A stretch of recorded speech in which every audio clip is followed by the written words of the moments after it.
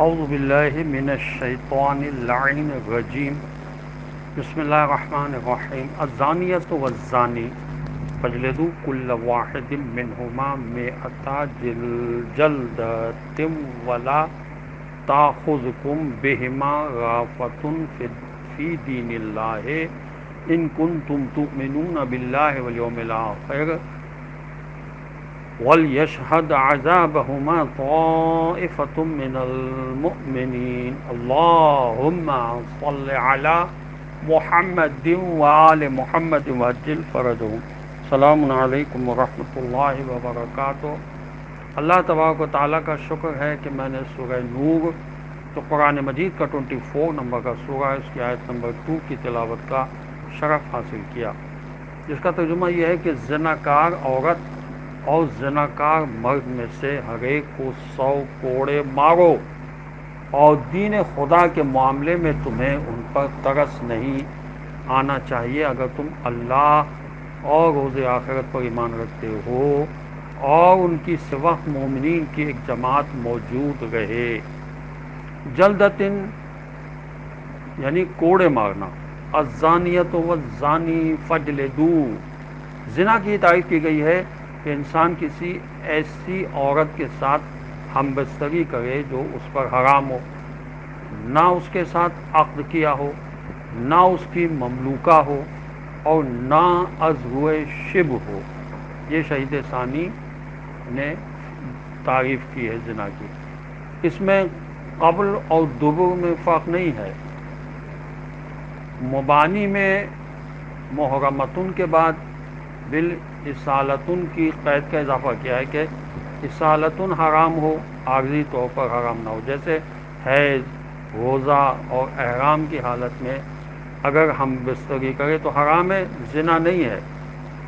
فقہ حنفیہ زنا کی تعریف میں وطیف الدبر عمل قوم لوط کو زنا میں شامل نہیں کرتے، جبکہ مالکی شافعی شامل کرتے ہیں. عضو شبہ سے معلوم ہوا کہ اگر کسی عورت کے ساتھ اس گمان میں مباشرت کرے کہ وہ اس کی زوجہ ہے تو یہ زنا نہیں ہے.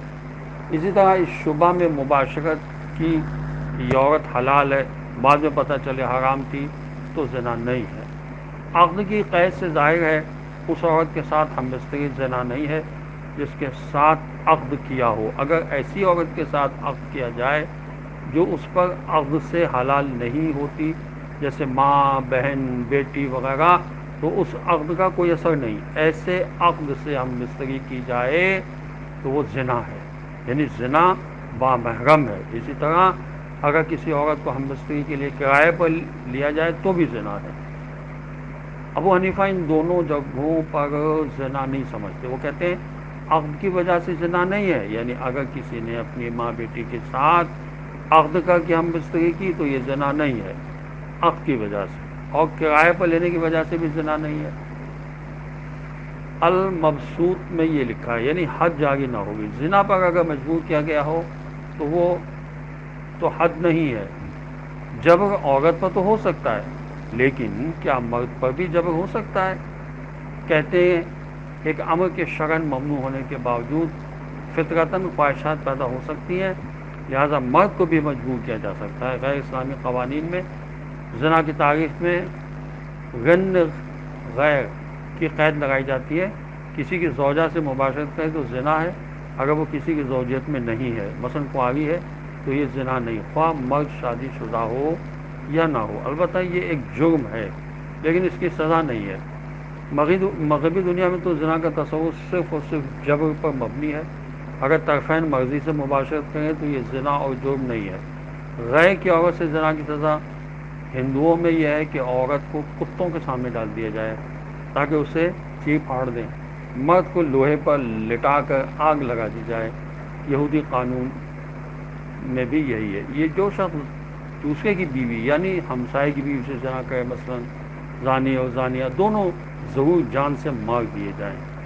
اگر کوئی کنواری لڑکی کسی شخص سے منسوب ہو گئی ہو، دوسرا آدمی اسے شہر میں پا کر اس سے صحبت کرے تو تم ان دونوں کو اس شہر کے پھاٹک پر نکال کر لانا اور ان کو تم سنسار کر دینا. اسلامی تعلیمات اس جرم پر سزا دینے پر انحصار نہیں کرتی. سزا تو جرم ہے سزا تو جرم سرزد ہونے کے بعد آخری حل ہے، بلکہ اسلام اس جرم کا اپنی انسان ساز تعلیمات کے ذریعے سد باب کرتا ہے۔ والسلام علیکم ورحمۃ اللہ وبرکاتہ۔